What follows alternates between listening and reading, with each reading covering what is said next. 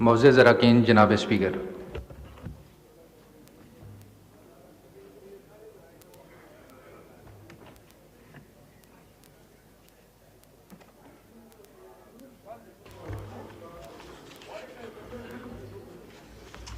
अच्छा, ये calling attention जो था वो डेफर करते हैं इसको, और अब दूसरा कॉलिंग अटेंशन जो है वो पहले ले लिया जाए, जब तक फिर लेजिस्लेटिव बिजनेस लेंगे।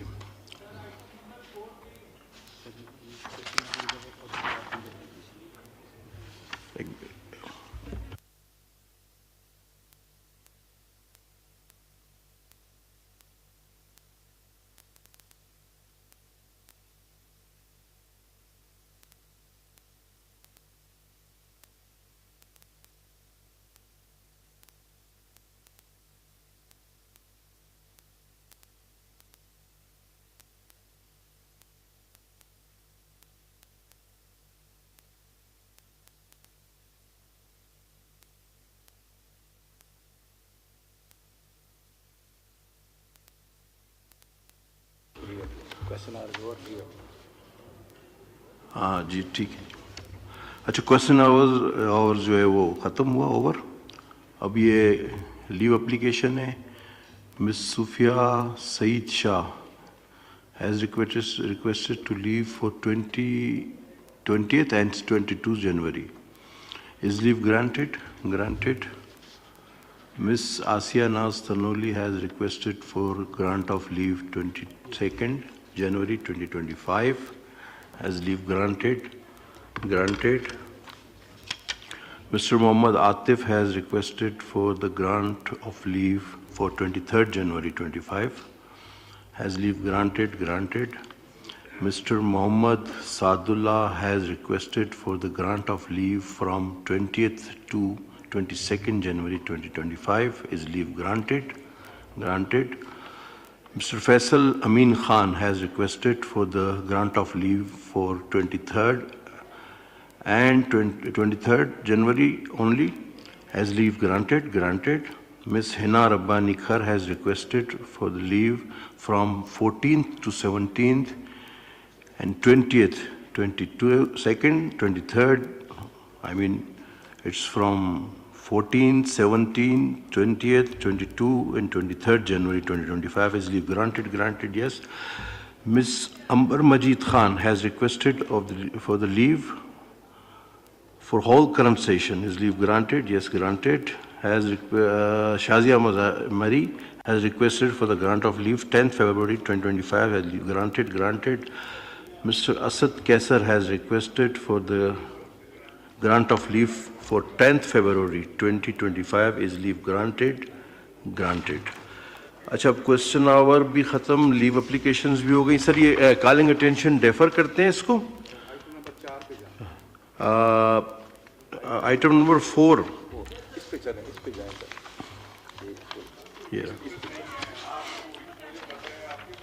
आइटम नंबर 4 लेते हैं। कॉलिंग अटेंशन आपका ले लूंगा मैं। ये मिनिस्टर की रिक्वेस्ट आई है, मिनिस्टर की रिक्वेस्ट आई है डेफरमेंट के लिए। बोलो। अच्छा, मुझे भी इत्तला मिली कि मिनिस्टर साहब इसको डेफर करना चाह रहे हैं, रिक्वेस्ट कर रहे हैं ना। आइटम नंबर 4 पे कोई आइटम नंबर 4 शेख साद वसीम साहब शेख साहब पेश करें। शेख साद Wasim. Thank you very much, Mr. Speaker.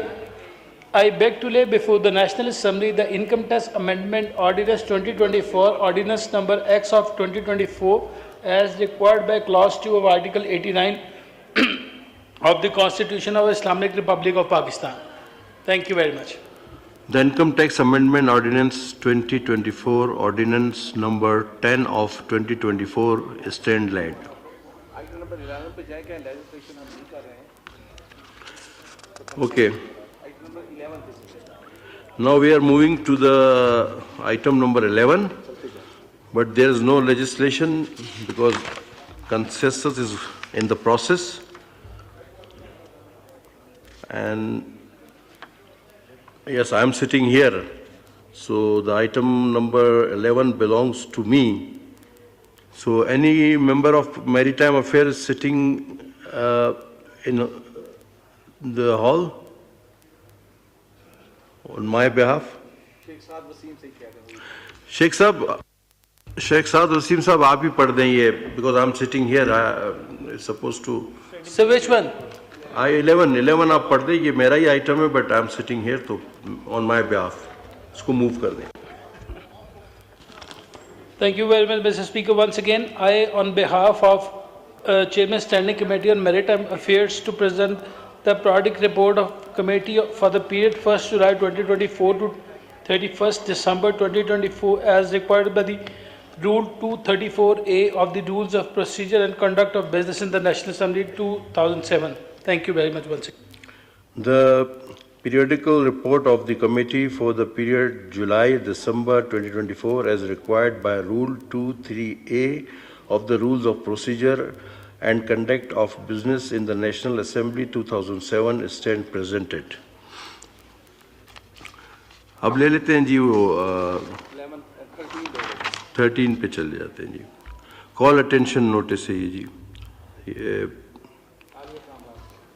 Miss Alia Kamran साहबा, अमजद अली खान, वो भी मौजूद नहीं है. It is drop.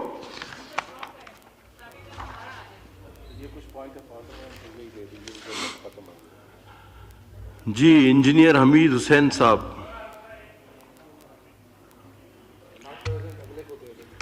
मोहतरमा आसिया इसाक सिद्दीकी साहबा,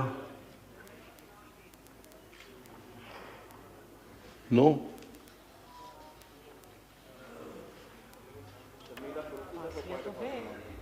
शर्मिला साहबा आप बात करना चाहेंगी?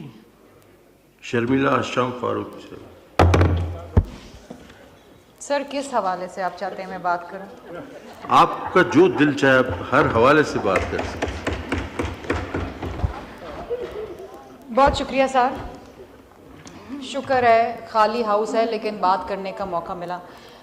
नहीं सर, ये हाउस खाली नहीं है, मेरी वजह से आपको मौका मिल रहा है. सर आप जहां बैठेंगे वहां तो हरे भरे माहौल होगा. बहुत शुक्रिया sir. Coming to the topic, एक इशू जिसके ऊपर मैं बहुत अरसे से बात करना चाह रही हूँ, बल्कि पिछले सेशन से बात करना चाह रही हूँ, वो चोलिस्तान कनाल प्रोजेक्ट है सर. सर सिंध के अंदर हमेशा से पानी की किल्लत रही है और पानी की किल्लत का नतीजा ये है कि हमारे जो किसान हैं, हमारी जो काश्त होती है सिंध में, वो शदीद मुतासर होती है. रिवायती तौर पे सिंध और Punjab, and I am not pitting Sindh और पंजाब अगेंस्ट ईच अदर, लेकिन हमेशा जब नॉन फ्लड सीज़न होता है तो पानी की किल्लत रहती है. ख़ास तौर पे बदीन में, ठट्ठा के अंदर जो लोअर रिपेरियंस हैं उनके अंदर रहती है, थरपारकर के अंदर ये रहती है. सर सिंध इस वक्त जो कंट्रीब्यूट कर रहा है नेशनल एग्रीकल्चरल आउटपुट को, वो सबसे ज़्यादा वीट के अंदर कर रहा है. सर चावल है, शुगर है, ये सिंध की लाइवलीहुड है. सिंध में ये हमारी, जिसे कहते हैं ना, हमारी शय रग है, ये हमारी ज़िंदगी है. आप अगर हमसे पानी ले लेंगे तो ये हम सिंध के अंदर लोग जो हैं वो मर जाएंगे. सर ऐसा भी वक्त आता है सिंध के अंदर जहां मुर्दे को नहलाने के लिए भी पानी नहीं होता. चोलिस्तान कनाल प्रोजेक्ट सर एक ऐसा प्रोजेक्ट है जिसके अंदर ये कहा जा रहा है कि पंजाब अपने हिस्से का 4000 समथिंग क्यूसेक पानी जो है वो देगा चोलिस्तान कनाल को, चोलिस्तान को हरा भरा करने के लिए, और वहाँ पर काश्त होगी. कोऑपरेटिव फार्मिंग इसे कहा जा रहा है. सर मुझे बताइए कि इस वक्त जो रिपोर्ट आई है उसके अंदर ये कहा गया है कि जुलाई से लेकर दिसंबर के अंदर जो बारिशें हुई हैं वो 40% कम हुई हैं. इसका मतलब है ऑलरेडी आप एक कहत साली की तरफ जा रहे हैं. जब बारिश ही कम होगी, जब पानी ही कम होगा तो आप पानी कैसे देंगे? और अगर पंजाब ये कहता है कि हम अपने हिस्से का पानी देने जा रहे हैं तो आप मुझे बताइए पंजाब अपना पानी कैसे पूरा करेगा? वो इस तरीके से पूरा करेगा कि वो चश्मा झेलम लिंक कनाल से रिवर इंडस से पानी लेगा, और जब आप इंडस से पानी लेके जाएंगे तो सिंध मुतासर होगा. ऑलरेडी एज ऑफ टुडे जब हम बात करते हैं तो सिंध को ऑलरेडी उसके हिस्से से कम पानी दिया जाता है, और सर ये एक हमेशा से हर साल ये इशू आता है, हर साल हम इसको उठाते हैं, हर साल हम कहते हैं कि चश्मा झेलम लिंक कनाल को बंद किया जाए क्योंकि सिंध को पानी नहीं मिल रहा। सर हमारी काश्त मुतासर होती है। जब आप चश्मा झेलम लिंक कनाल से पानी लेके जाएंगे और आप रिवर इंडस के अंदर से पानी निकालेंगे तो सर कोटरी बराज डाउनस्ट्रीम के जो पानी है वो ऑलरेडी पिछले 10 सालों से सर 2001 से लेकर 2022-23 जब तक फ्लड्स आए सर उस वक्त जो 8.6 MAF जो मिनिमम रिक्वायरमेंट है as per international water experts कि आपको वो चाहिए इंडस डेल्टा को हरा भरा रखने के लिए, उसको सर्वाइवल के लिए, सर वो भी कम है। सो मेरी गुजारिश सर ये है, और हम सिंध के लोगों की, ये चीफ मिनिस्टर साहब ने भी बारहा इस बात को उठाया, सर पूरा सिंध सरापा एहतजाज है। आप काउंसिल ऑफ कॉमन इंटरेस्ट की मीटिंग बुलाएं। अगर एक प्रोजेक्ट मुतनाज़ा हो रहा है जहां पर ना सिर्फ सिंध बल्कि बलूचिस्तान भी इसके ऊपर इशू उठा रहा है और टेक्निकल ग्राउंड्स के ऊपर सर बैठ के हमसे बात करें। You need to debate on this, you need to deliberate on. अगर आप ज़बरदस्ती इस प्रोजेक्ट को लेके जाएंगे आगे और ज़बरदस्ती काम कराएंगे तो ये जिसे कहते हैं ना कि जंगें हो जाती हैं पानी के ऊपर, ये जंग हो जाएगी सर। आप काउंसिल ऑफ कॉमन इंटरेस्ट की मीटिंग बुलाएं जो कि पिछले 11 माह से नहीं बुलाई गई sir, and this is a violation of article 154 of the constitution. आप वो काउंसिल ऑफ कॉमन इंटरेस्ट की मीटिंग बुलाएं, उसमें सिंध अपना मौक़िफ़ रखेगा और सिंध ने बाकायदा ये एतराज़ इन राइटिंग उठाए हैं और ये कहा है कि काउंसिल ऑफ कॉमन इंटरेस्ट की मीटिंग बुलाई जाए, लेकिन सर कोई इस पे कान नहीं धर रहा। ये शदीद नाइंसाफ़ी है सिंध के साथ सर, ये शदीद नाइंसाफ़ी है बलूचिस्तान के साथ। ये आपके अपने ही लोग हैं। अगर वफाक एक मजबूत वफाक बनना चाहता है तो उसको सूबों को मजबूत करना होगा, और सूबे जब तक मजबूत नहीं होंगे, सूबे जब तक एतराज़ात उठाते रहेंगे इस किस्म के मुतनाज़ा प्रोजेक्ट्स के ऊपर, जब तक वफाक जो है वो कमज़ोर होगा। और हम गुजारिश करते हैं प्राइम मिनिस्टर साहब से कि CCI की मीटिंग बुलाएं, इस सूबे के ऊपर डिलिब्रेशंस लें सर, पूछें, देखें। आप सिर्फ उस एक मुतनाज़ा वाटर अवेलेबिलिटी रिपोर्ट जो कि सिंध के मेंबर, इरसा के मेंबर को, जिसके ऊपर बंदूक रख के, लिटरली बंदूक रख के उससे वाटर अवेलेबिलिटी सर्टिफिकेट लिया गया, हालांकि उसके एतराज़ात थे, उसके ऊपर आपने पूरा प्रोजेक्ट बना दिया सर। उठा के आप यहाँ से पानी वहाँ पर लेके जाएंगे, ये पता नहीं 120 किलोमीटर लंबा कैनाल है जिसके अंदर आप पानी लेके जा रहे हैं। पानी इस मुल्क में नहीं है सर। अगर आप वर्ल्ड बैंक की रिपोर्ट उठा के देखें वाटर अवेलेबिलिटी की, तो वो वर्ल्ड बैंक की इंटरनेशनल जो एक्सपर्ट्स उसके जिन्होंने सर्वे किया है वो ये बात कह रहे हैं कि Pakistan is moving towards water scarcity. और सर सिंध के अंदर जो काश्त है, जो किसान है, वो ऑलरेडी तबाह हो चुका है। एग्रीकल्चर टैक्स सर अलग लगा दिया IMF की कंडीशंस के ऊपर। पिछले साल जो गंदम का एक स्कैंडल बना, जो गंदम जो है वो उठाई नहीं गई है, किसान वैसे ही मरा हुआ है सर। पानी भी आप ले जाएंगे तो जो थोड़ी बहुत काश्तकारी रहेगी सर वो भी ख़त्म हो जाएगी।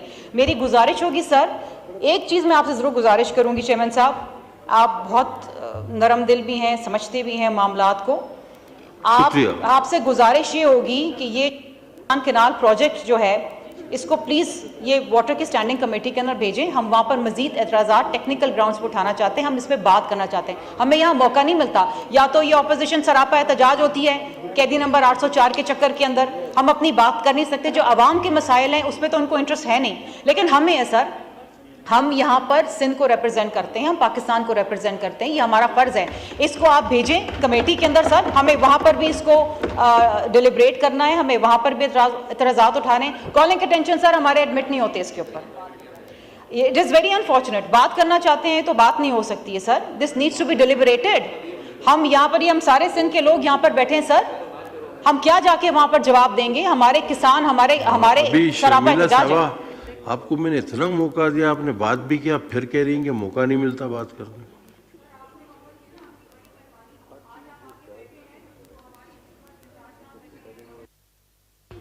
तो फिर ऐसा करोगे तो कौन आएगा? इस तरह तो ना करें ना। चले इनका माइक खोल दें, शुक्रिया कह देंगे अभी। सर मैं तारीफ कर रही हूँ आपकी सर। रोज पिछले सेशन में सर क्या हुआ आपको मालूम है? रोज हम यहाँ बैठते हैं, हम आते हैं यहाँ सिंध से बैठते हैं, हमें बात करनी है हमारे सिंध के भाइयों के इश्यूज की, हमें बात करनी है इश्यूज के ऊपर। बहुत सारे इश्यूज हैं सर। क्या होता है, कोरम पॉइंट आउट होता है, कोरम पूरा नहीं होता, हाउस एडजर्न हो जाता है, या क्या होता है वो शोर मचाते हैं, कागज फाड़ते हैं, स्पीकर के मुंह पे कागज फाड़ते हैं और चले जाते हैं सर। इस तरह तो हाउस तनख्वाहें सारी ले रहे हैं तनख्वाह ले रहे हैं, पर्क्स ले रहे हैं, कमेटी के चेयरमैन हैं, पार्लियामेंट्री सेक्रेटरीज हैं, सब चीजें हो रही हैं, अवाम के मसाइल की एक बात नहीं हो रही। और जो लोग करना चाहते हैं, हम जैसे लोग बड़े फ्रस्ट्रेट होते हैं सर, ये अजीब हालात हैं। लेकिन आपकी बड़ी थैंक यू। मोहतरमा आसिया इसाक साहिबा, आप मौजूद नहीं थी, मैंने आपका नाम पुकारा। और बुक्टी आप जरा मेहरबानी फरमा के बुक्टी साहब के बाद बोल लें, थोड़ा सा ब्रीफ कीजिएगा। Time up.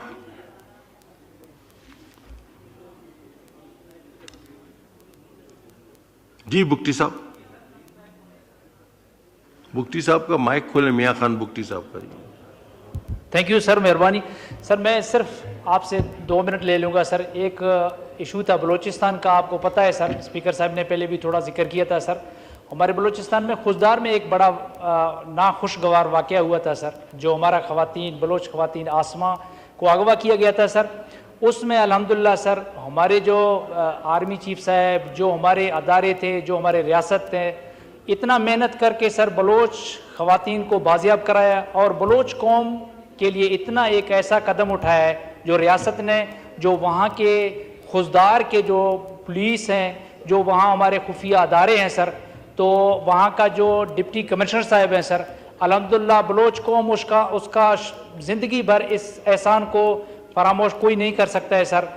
मैं उम्मीद करता हूँ कि आइंदा भी जो हमारे बलोच ख़वातीन का जो एक इज़्ज़त है, एक जो रिस्पेक्ट है, वो इसको बरकरार होना चाहिए। और मैं दाद देता हूँ इस्टेब्लिशमेंट को, हमारे जो अदारे हैं जो बलूचिस्तान में काम कर रहे हैं सर, अल्हम्दुलिल्लाह बलोच ख़वातीन को, बलोच की जो बेटी थी उसको बाजियाब कराया है। और हम उम्मीद करते हैं इंशाल्लाह हमारे बलोच कौम के लिए आइंदा भी इंशाल्लाह बलूचिस्तान का जो हुकूमत है, जो रियासत हैं, तो इस तरह हमारे बलोच कौम के लिए ख़ासकर दिल खुश कर ले लेंगे। और मैं सलाम पेश करता हूँ कि इन लोगों ने जो फ़ौरन 2 दिन के अंदर अंदर एक बलोच ख़वातीन को रिकवर करके हमें बलोच कौम का दिल जीत लिया है। थैंक यू, मैं आपका टाइम ज़्यादा ले लूँगा, बहुत मेहरबानी सर। आसिया इसाक सिद्दीकी साहब सर, उन्होंने नाम दिया था। विर्क साहब, ये लास्ट मुकर्रर हैं आज की, अगर आप जी। सर, रिस्पेक्टेड चेयर, आपका बहुत शुक्रिया। मेरे इल्म में है कि मैं चली गई थी, जिसकी वजह से दोबारा आपने मौका दिया। सर मेरी गुजारिश ये होगी कि मुझे थोड़ा सा उतना ही टाइम अगर मिल जाए जितना शर्मिला साहिबा को मिला है, तो मैं वो तो आप मौजूद नहीं थी, तो मैंने क्योंकि शर्मिला और मौजूद पे बोल लेती है, तो मैंने आपका इंतजार के लिए उनको बोलने दिया। जी, मैं इसीलिए मैं आप जरा ब्रीफ कर ले तो बस मुझे उस पर बहुत शुक्रिया जी। सर मैं यहाँ पर पॉइंट ऑफ ऑर्डर जो उठा रही हूँ, मेरा वफाक से एक सवाल है सर, और वो ये कि हमें बता दें, हम कराची वालों को बता दें कि क्या हम पाकिस्तानी नहीं हैं? क्या 18वीं तरमीम को करवा के जो हो गई है और जिसको हम दिल से कबूल करते हैं, क्या उसकी वजह से हमारा जो तालीम का स्ट्रक्चर जो कराची का ख़त्म हो रहा है, ख़राब हो रहा है, क्या हम उसके ऊपर बात ना करें? मेरे शहर के मेडिकल कॉलेजेस में सर इस वक्त 100 स्टूडेंट्स ऐसे हैं जो कि डबल डोमिसाइल्स के ऊपर आए हैं। पहले हमारी नौकरियों को खत्म किया गया, 40% कोटा अर्बन सेंध का था, उस कोटे के ऊपर भी जाली डोमिसाइल बना के और इंटीरियर सेंध से लाकर लोगों को बिठाला गया। अब हमारे बच्चों की बारी आ गई है। पहले हमारे मैट्रिक बोर्ड के जरिए कराची के तुलबा और तालिबात का मुस्तकबिल तबाह बर्बाद किया गया।